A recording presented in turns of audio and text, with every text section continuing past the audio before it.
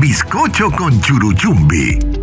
Un espacio para conversar, conocer, descubrir, fortalecer y alentar a los ecuatorianos a nunca bajar los brazos ni a dejar de soñar. Unidos somos Ecuador.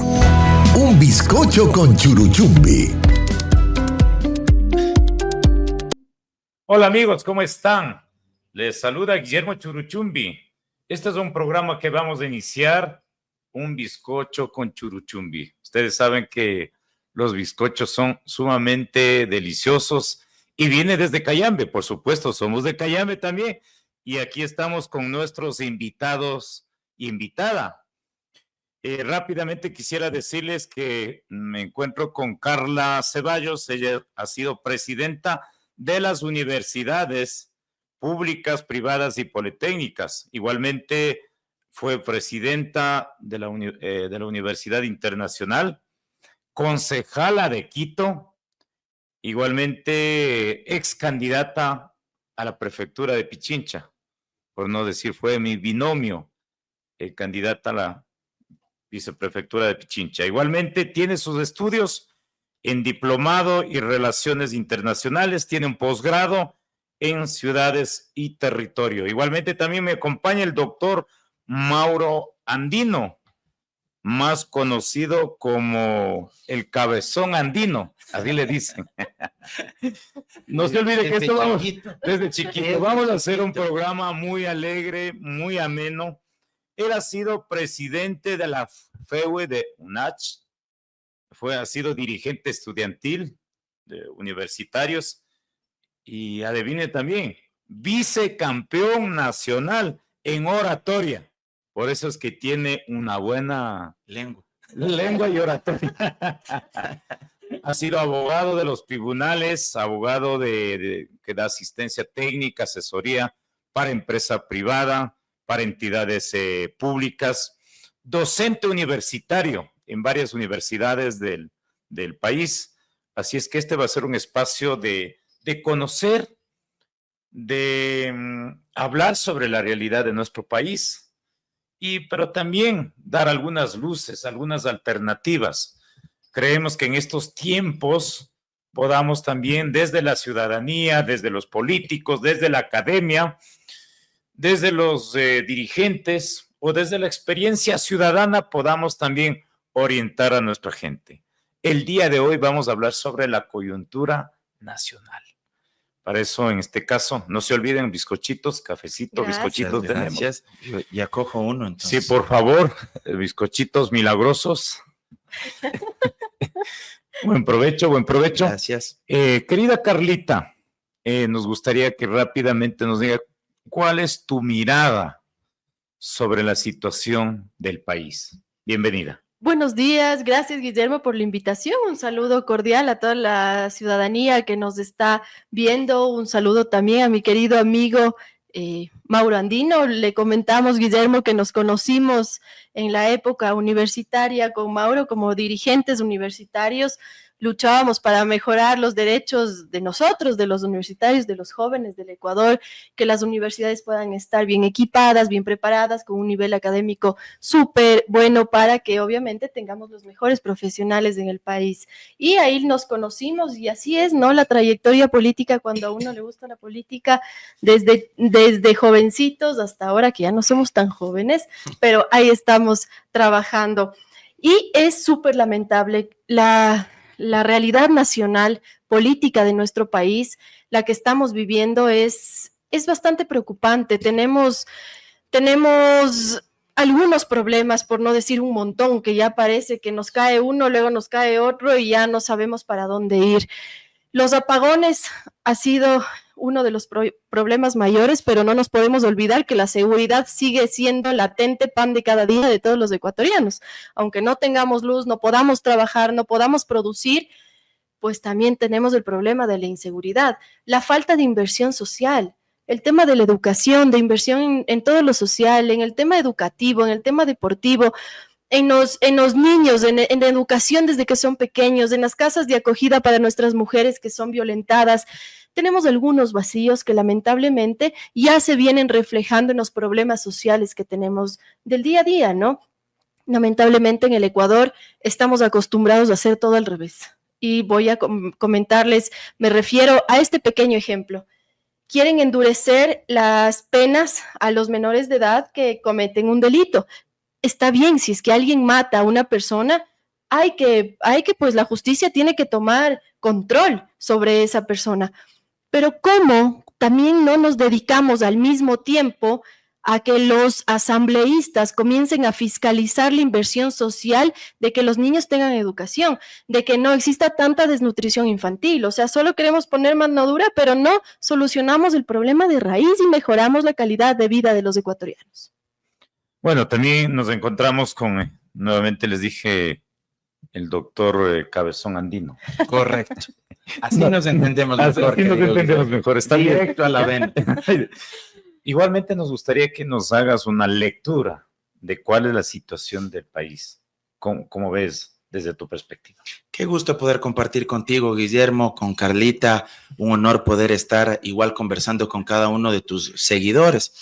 Mira, yo creo que el Ecuador vive una crisis sistémica, es decir, es una crisis múltiple. No solo es un problema de inseguridad, no solo es un problema de pobreza y de pobreza extrema, no solo es un problema de falta de servicios básicos, sino que todos estos elementos se van complementando y van anidando, si tú quieres, para graficarlo de alguna manera, una especie de bomba molotov, una especie de olla de presión, que en algún momento esto puede tener incalculables consecuencias. De hecho, ya se observa esto.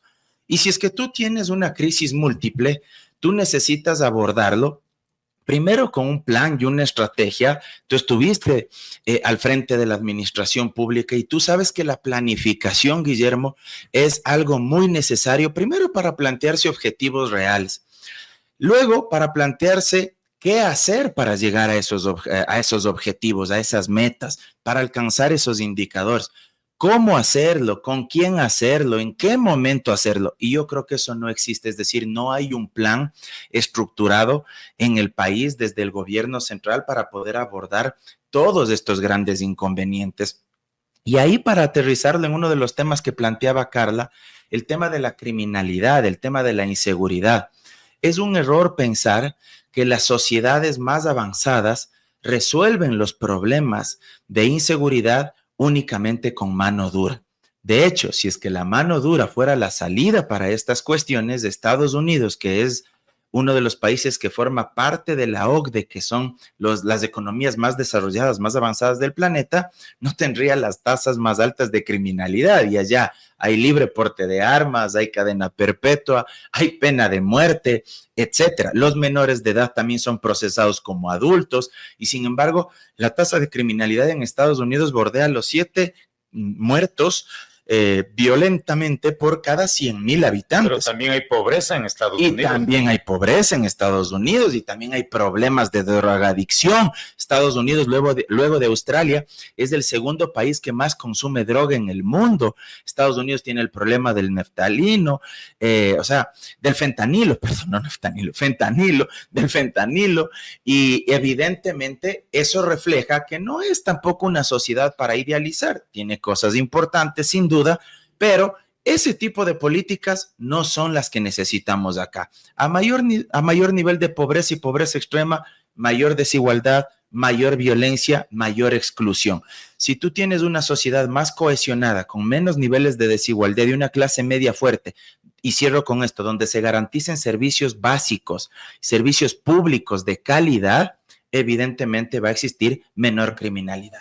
Esto significa que la realidad ecuatoriana es distinta por su geografía, por su diversidad cultural y por la situación económica mismo. En ese contexto, querida Carlita, ¿qué otros problemas más desde la perspectiva, no solo económica, sino desde la perspectiva cultural? Bueno, todos los problemas que tenemos del Ecuador, pero realmente tenemos varias salidas y varias soluciones, Guillermo. Yo creo que la gente también necesita escuchar esto, pero que se le ponga en práctica y que realmente los políticos que llegan a ganar una elección comiencen a trabajar. ¿A qué me refiero con esto? El Ecuador, como bien lo dice, es geográficamente perfecto. Tenemos todo en el Ecuador. Somos un país de tránsito, perfecto, podemos ocuparlo para bien, para exportaciones. Somos un país que naturalmente tenemos todo lo que queremos. Tenemos el mejor cacao del mundo. Tenemos hacemos una de las mejores cervezas del mundo. Tenemos, aparte de todo esto, tenemos uno de los del mejor banano del mundo. Tenemos un sinfín de productos, pero no vamos más allá. Yo no sé por qué los presidentes que llegan La a mejor gobernar... gastronomía del mundo. Totalmente. En la costa, en la sierra, en la Amazonía. ¿Y por qué no damos ese escalón? Porque el presidente que llega a gobernar no viene con una matriz productiva súper clara de lo que necesita el país para generar empleo y que el Ecuador se puede transformar en eso. ¿A qué me refiero? A una agroindustria, por ejemplo.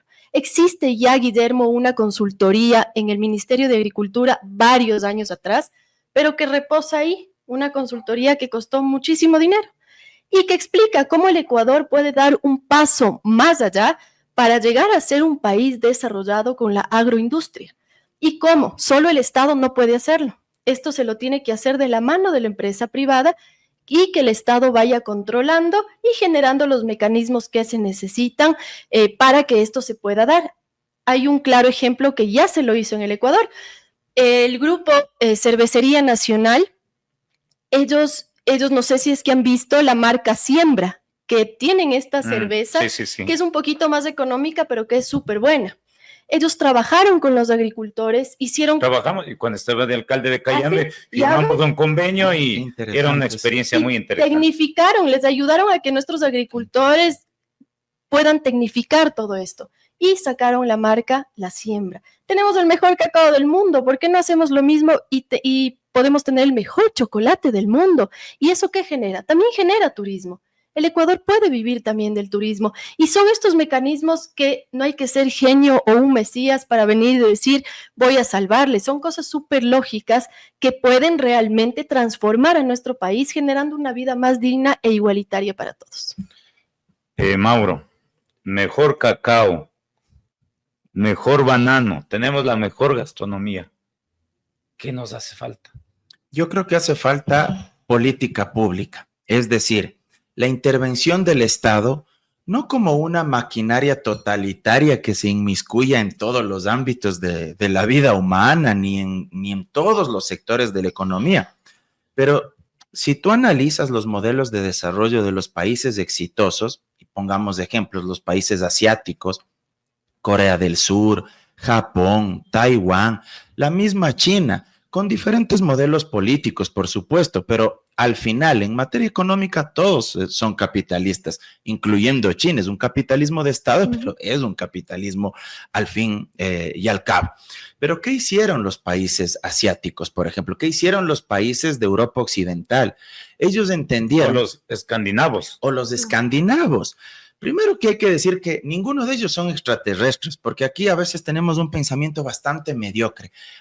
Pero es que los escandinavos, y los vemos pero como algo lejano, como si solo ellos pudieran hacer eso. Como si fueran ellos superiores. Superiores, como si fueran extraterrestres. O sea, no, nosotros también podemos hacer eso. Pero, ¿qué entendieron ellos?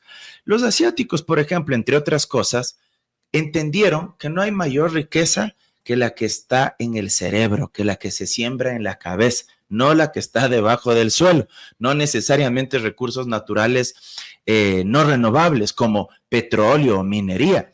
Y hay países que sí tienen recursos naturales no renovables como Noruega, por ejemplo, que entendió en cambio que la explotación petrolera debe servir, entre otras cosas, para redistribuir esa riqueza, empezando por quien viene al mundo, empezando por los que nacen en Noruega. Y además de ellos constituyeron un fondo petrolero pensando para los próximos años. Absolutamente, una especie de fondo soberano. Así es. Que es una especie de colchón que está destinado precisamente para garantizar derechos, servicios básicos, inversión pública para todos los noruegos. Y algo importante, allá los niveles de corrupción son ínfimos, son mínimos. Noruega, por ejemplo, no entrega concesiones para explotación petrolera con empresas que hayan estado vinculadas o que hayan estado tachadas por actos de corrupción.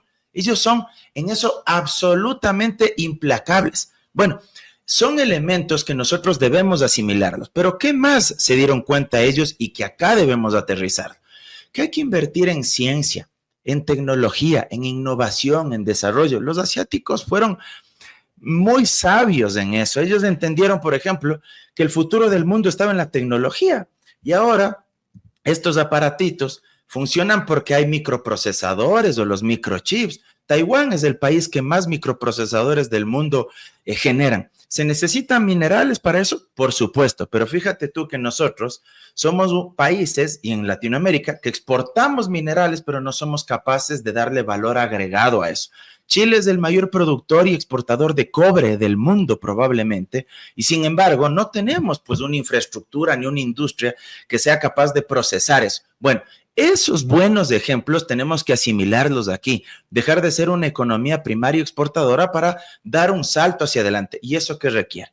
Inversión pública, porque los grandes avances de la ciencia no caen del cielo, ni se generan en un garaje, porque algunos nos dicen, es que Bill Gates, pobrecito, empezó sin tener nada. El pobre Elon Musk no tenía un centavo, el pobre, y él se inventó poco más lo de los carros con litio, que hay las mayores reservas del mundo en Bolivia, y él tuvo una gran idea y de ahí hizo fortuna. Eso es falso. Todos esos grandes avances de la inteligencia artificial, del internet, de la biotecnología, son resultado de investigaciones del Estado. El Internet nació de investigaciones del Ministerio de Defensa y del Pentágono de Estados Unidos. Y luego los gringos dijeron, ya, una vez que tenemos el Internet, porque ellos querían que eso les permite evitar que los soviéticos les pinchen sus redes de comunicación cuando estábamos en plena Guerra Fría. Luego, cuando ya tuvieron eso, dijeron, bueno, ahora sí, sector privado, vean, nosotros con el recurso de todos los norteamericanos hemos creado esto. Ahora sí, ustedes, sáquenle provecho. Aquí a veces se sataniza el Estado. Lo público debe tener un rol preponderante. Y cierro con esto para no alargarme más. Acceso a crédito. Tú sabes que el capital semilla es clave. Aquí en el Ecuador hay gente que tiene ideas maravillosas, que tiene una visión de largo alcance, pero pueden tener ideas geniales. Pero al final del día van al banco, van a la cooperativa de ahorro y crédito y no les entregan un crédito porque primero no tienen historial crediticio, les piden garantes, o por último las tasas de interés de aquí para los sectores productivos están en el 11%. Peor que chulquero parece. En los países desarrollados, la tasa de interés bordea entre el 2 y el 3%. Bélgica, Alemania, Dinamarca, etcétera. Eso hay que hacerlo y hay que transformarlo en política pública. Lo bueno hay que copiar. Lo bueno. Pero, querida Carlita, falta de planificación, falta de inversión o falta de voluntad política. ¿Qué pasa? Falta todo. En el Ecuador. En este país falta todo. Primero, voluntad. Han hecho pedazos la institución. No hay institución en nuestro país, en el Estado. Hacen lo que quieren, se van encima de las leyes. Hemos visto día tras día que en el Ecuador ya ni siquiera se respetan las leyes, Guillermo, y eso es súper complicado. Somos un Estado de derecho en donde si tenemos una constitución tenemos que respetarla. Si es que las personas tienen derechos, pues tenemos que respetar a esa persona, nos caiga o no nos caiga. Pero tenemos que, de cierta manera, generar ese liderazgo también desde los movimientos y partidos políticos para que vayan formando a los nuevos líderes y lideresas que necesita este país, porque eso es lo que sucede.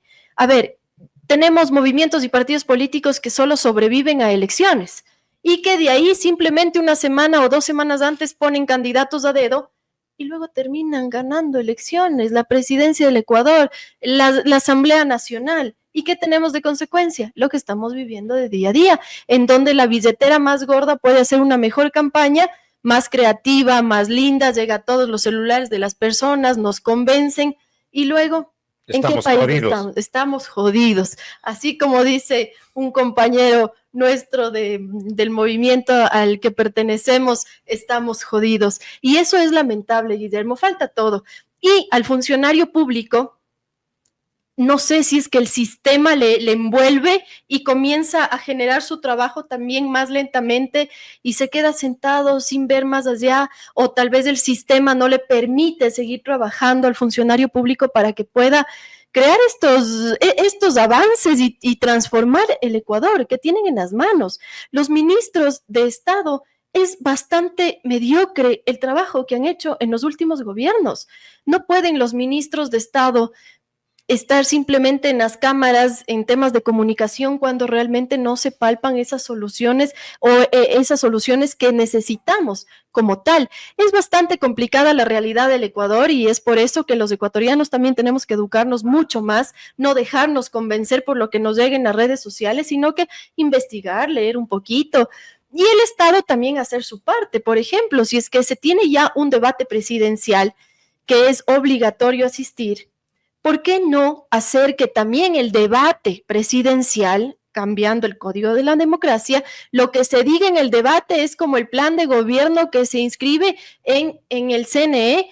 Y si es que en el debate, tal vez por convencer a la ciudadanía, dicen soluciones que van a hacer y luego no pueden cumplir, pues sea un motivo de destitución de la persona que ganó las elecciones.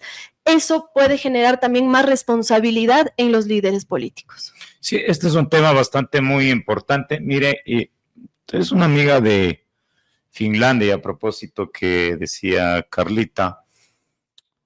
Ella dice, mira, acá en el Ecuador, en América Latina, nos convencen fácilmente. Y ella tenía un estudio, estoy buscando por aquí, pero decía que podemos leer la realidad o leer libros, pero no entendemos, no interpretamos la realidad. Y esa es una deficiencia que tiene en nuestros niños. Lo que tú decías, Mauro, que es importante hacer inversión en educación, más innovación, más investigación, proyectos muy creativos en educación. Mire, yo he visto en Europa, las universidades están vinculadas a las actividades productivas. Las universidades están con la comunidad, dando respuestas, soluciones, digamos, en los respectivos países. Pero acá, la pregunta que quería hacerte, Mauro, ¿es una responsabilidad solo del Estado, de los políticos, solo de la empresa privada, o también de la sociedad civil, de las organizaciones, de la ciudadanía común y corriente? Yo incorporo lo que tú acabaste de mencionar hace un instante. El rol de la academia es fundamental y yo sí creo que el papel de las universidades públicas y privadas se ha quedado absolutamente corto. O sea, creo que no han tenido ese rol de trascendencia que todos aspiraríamos, guardando silencio incluso ante ciertas violaciones al Estado de Derecho o en otros momentos encerrándose en sus claustros universitarios, en sus castillos de marfil, sin querer involucrarse en política porque de pronto no quieren tomar partido, no quieren tener ningún tipo de problemas y eso le hace mucho daño a nuestro país. Ahora, la sociedad también debe involucrarse, por supuesto que sí, pero ahí también cabe una reflexión que es muy importante. En muchas ocasiones la sociedad no se involucra. ¿Por qué? Porque si tú tienes el estómago vacío, ¿cómo quieres pedirle, exigirle a esa madre de familia, a ese adolescente, a ese joven profesional que no tiene empleo, a ese padre de familia que tiene varias cargas bajo su responsabilidad? Y si no tiene trabajo, si hay crisis económica, si hay desempleo, si no hay oportunidades, ¿en serio creemos que esas personas van a querer involucrarse, van a querer participar?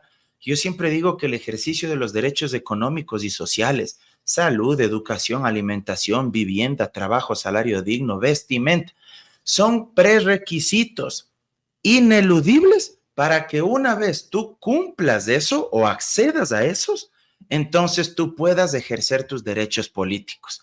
Porque si tú no tienes garantizado lo primero, mira, no vas a querer involucrarte en absolutamente nada. Una madre de familia no va a decir, voy a estar saliendo a protestar por algo o voy a involucrarme en las decisiones del barrio porque va a venir un funcionario municipal si no tiene para darles de comer a sus 2 o 3 hijos. O sea, creo que hay que entender que la raíz de los problemas que existen en el país tienen su origen en temas materiales. Si no hay bienestar material y si no hay derechos sociales que se garanticen, esta realidad tristemente no va a cambiar. Ahora, el Estado también debe invertir en obras de infraestructura, porque lamentablemente, y aquí sí voy a hacer una crítica muy fuerte, quienes creen en estas lógicas del Estado mínimo, de la austeridad como dogma casi que religioso, un austericidio económico,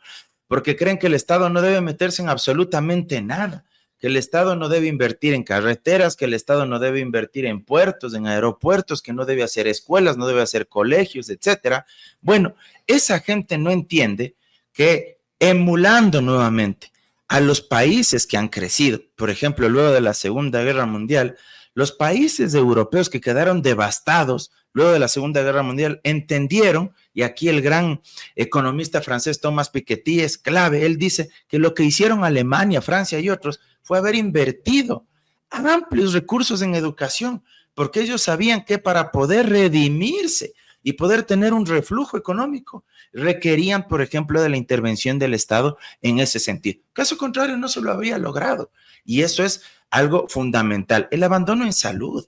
Hay gente que está muriendo porque no puede acceder al tratamiento de diálisis. O sea, yo a eso lo he denominado crudamente, pero me parece que es real, una especie de sicariato colectivo desde el Estado. El Estado está dejando morir a la gente. O sea, tú tienes una responsabilidad.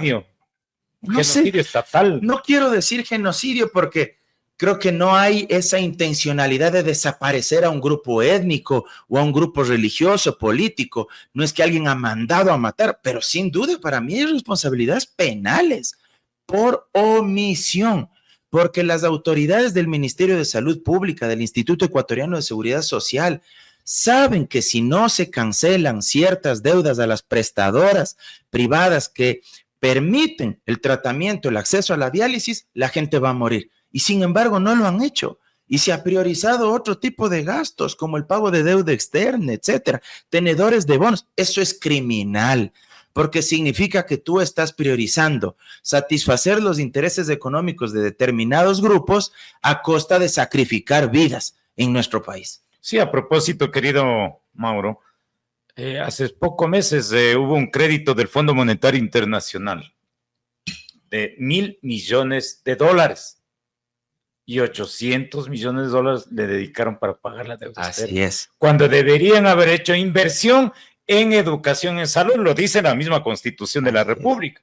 Cuando hay un endeudamiento, debería ser inversión en educación y salud. Adquirieron deuda para pagar más deuda. Exacto. A propósito, mire, es un dato que me mandaron, dice, la pobreza de aprendizaje en el Ecuador llega al 70%.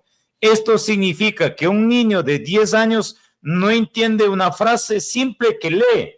Necesitamos asegurar que nuestros niños y jóvenes aprendan a leer y escribir bien en la escuela y en el colegio para estudiar, trabajar y entender y para ser libres.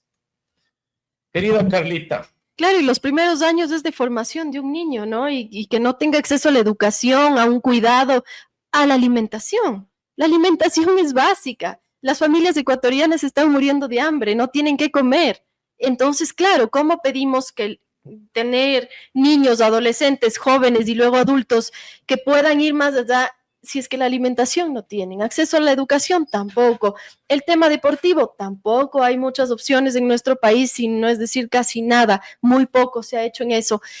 Tenemos algunos problemas en el ámbito social, Guillermo, y como ustedes comentaban, el Ecuador desde el anterior gobierno puso nuestro dinero en Suiza. Y dinero ecuatoriano está en unas reservas de Suiza. ¿Por qué tienen allá?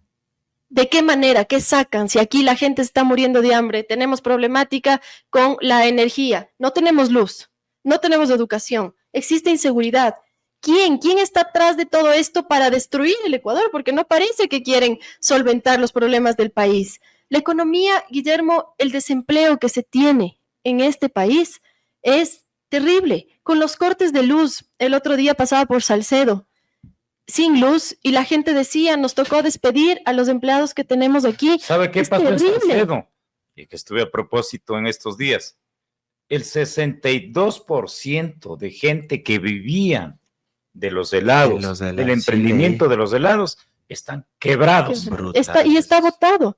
Hay gente que ahí con un letrero, como siempre te llamaban, pero está una persona, el otro ya está cerrado, y eso está pasando en todo el Ecuador. Eso es súper grave, Guillermo, y creo que las autoridades no se dan cuenta de lo que estamos viviendo actualmente y no ponen cartas en el asunto y solo promesas y promesas, y eso no está bien. Creo que los ecuatorianos ahí tenemos que reaccionar y ser mucho más inteligentes y ser conscientes de la realidad que se está viviendo. Para ir terminando, querido Mauro, ¿qué podemos hacer frente a la situación que hemos hablado y hemos conversado?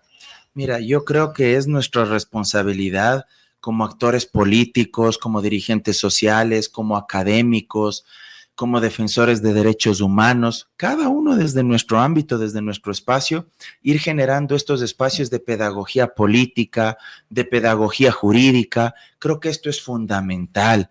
Creo que hay que generar conversación entre los ciudadanos. Es decir, esta tertulia tan agradable que hemos tenido el día de hoy, hay que trasladarla al trabajo, a las familias, a la tienda del barrio, al transporte público. No hay que tener miedo a conversar. Yo siento que en este país los niveles de polarización nos han llevado a un punto en el que la gente dice, no, más bien sobre eso ni hablemos, porque vamos a terminar peleando. No, es que no se trata de eso. Una de las virtudes cívicas de todo ciudadano desde un punto de vista republicano es involucrarse y participar de los asuntos públicos, dar su criterio, por supuesto con respeto, con altura, sin vernos como enemigos, simplemente como seres humanos que tenemos pensamientos propios, que tenemos visiones diferentes, pero que en ese marco del intercambio, esto es como la interculturalidad, en ese marco de aprendizaje mutuo, yo aprendo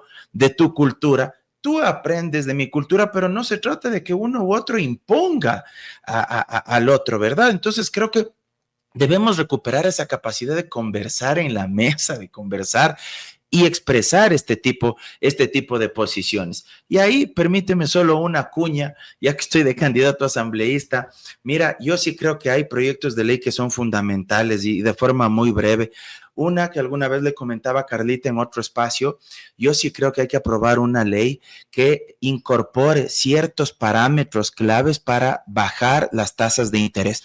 No estoy diciendo que en una ley se va a cobrar tal tasa de interés con número, santo y seña en esa ley, porque eso es antitécnico, pero sí se pueden poner ciertos parámetros en vez de dejarle a vista y paciencia de la Junta de Regulación Política, Monetaria y Financiera, que dicho sea de paso, está llena de gente vinculada a la propia banca, lo cual evidentemente hace que sean jueces y parte, no van a bajar las tasas de interés, pero nunca, porque no les conviene al bolsillo de ellos. Entonces, hay que incorporar en una ley esos parámetros para que esto sea mucho más riguroso.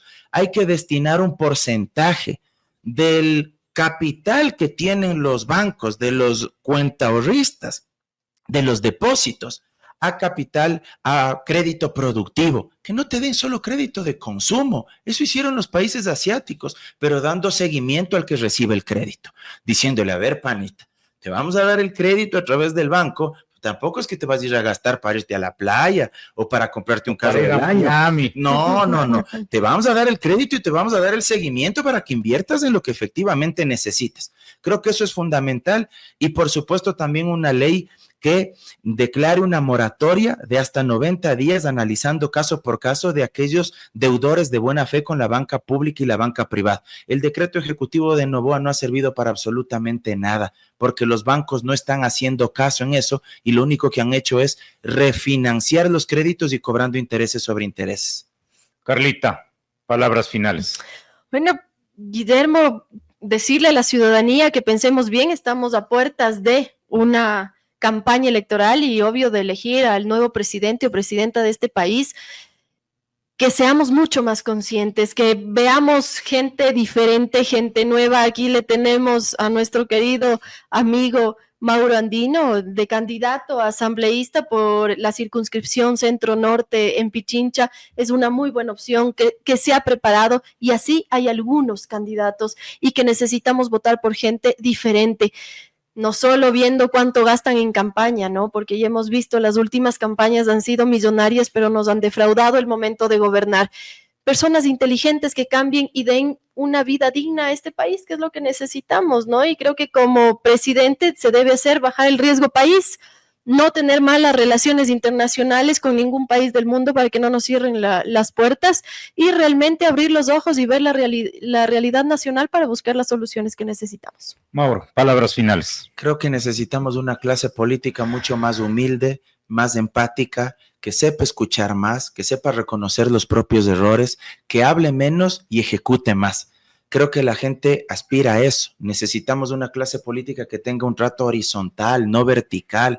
La gente está cansada de eso. Cuando yo daba clases en la Politécnica Salesiana, en la Internacional, si a los chicos algo les molestaba, es que uno, por tener una edad mayor, quiera darles clases de moral o disciplinarlos o decirles esto es bueno, esto es malo. No, la gente cada vez tiene un pensamiento mucho más crítico, porque además tienen estos aparatitos y ahora pueden expresarse desde insultar, que no está bien, pero hasta desde eso, hasta criticar o dar un buen aporte. Entonces necesitamos una clase política que sea mucho más propositiva, que sea más empática, que no esté desconectada de la realidad, que no se encierre en las cuatro paredes de Carondelet, ni detrás de un escritorio con un grupo de tecnócratas, que sepa escuchar al pueblo para que pueda diseñar y ejecutar las políticas públicas y las soluciones que efectivamente beneficien a las grandes mayorías. Sí, totalmente de acuerdo, querido Mauro y Carlita, decirles que, bueno, sí, rápidamente, cuando yo era alcalde de Cayambe,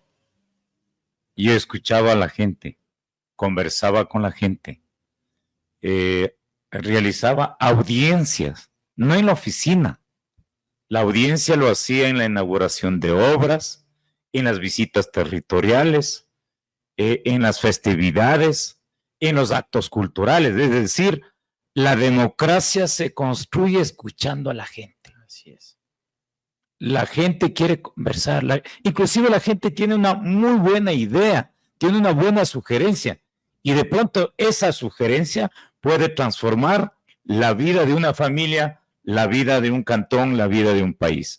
Así es que nuevamente yo quisiera agradecer a dos de nuestros primeros invitados. Este es uno de los primeros eventos que vamos a realmente ha sido muy, muy importante conversar, entender la problemática del país, pero también entender qué es lo que está pasando en la ciudadanía. No se olvide que este es un espacio para conversar, para conocer, para descubrir, fortalecer y alentar a los ecuatorianos a nunca bajar los brazos ni a dejar de soñar. Unidos somos más. Así es que nuevamente muchísimas gracias. Este programa siempre estará en Radio Latina, Radio Yumbo y por supuesto en nuestras redes sociales de Facebook, TikTok y vamos a incursionar también en YouTube y en podcast. Así es que nuevamente muchísimas gracias, un abrazo grande para todos nuestros amigos que han estado en sintonía de este programa tan importante para el país. Un bizcocho con churuchumbi. Un espacio para conversar, conocer, descubrir, fortalecer y alentar a los ecuatorianos a nunca bajar los brazos ni a dejar de soñar. Unidos somos Ecuador. Un bizcocho con churuchumbi.